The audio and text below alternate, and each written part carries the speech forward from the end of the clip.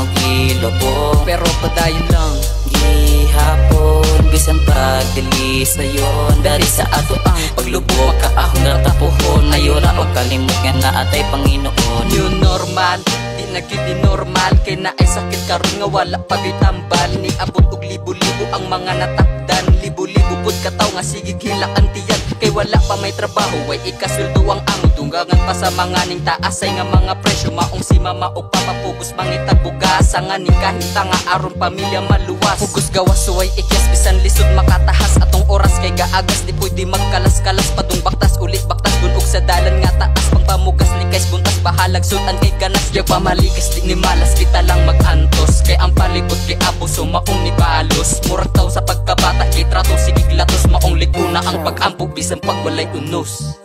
Lahi na ang panahon karon, kay daghan na ang mga ni panaw gilubong, pero padayon lang gihapon bisan pagdili sayon. Dari sa ato ang paglubog kaahon na tapuhon, ayura o kalimot nga naatay Panginoon. Kung imong naunahon karong mga panahon, nakahimtang sa tao lahi-lahi ra sa una. Init kayo plema maong permi mo gawas, karong naana ko'y bios lisod na makagawas. Nya ang klase karon online na apay modular, kibalaod man sa debit maumay gipatukar. Butang nato na ay gadgets nga kusog ipatukar, signal ng good sa pinasinay mura po caterpillar. Mauna ang kagipit sa karon nga kahimtangan ay uban di kapalit. Ana nga mga butang nga grabe man gud kasakit, samot way sud ang pitaka permi lang kapait. Ang tamis kahakanus ang takis paet Japon kung ang sudan lang kay pasukal. Mga tao karon naglisod di pangitaog, income kay dili tanan sa imong buhat maayo. Ang outcome din tanang bago maayo, mura pa aning new normal.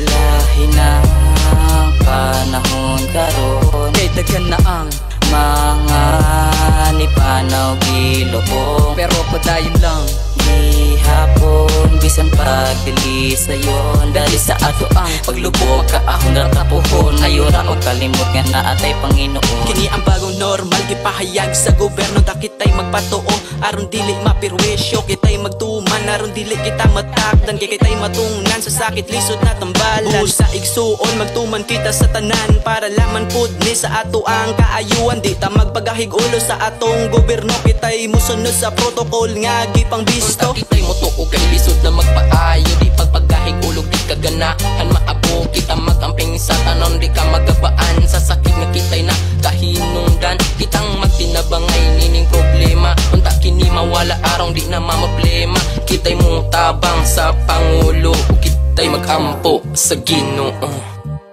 Lahi na ang panahon karon, kay daghan na ang mga ni panaw gilubong, pero padayon lang gihapon bisan pagdili sayon. Dari sa ato ang paglubog kaahon na tapuhon, ayura o kalimot nga naatay Panginoon.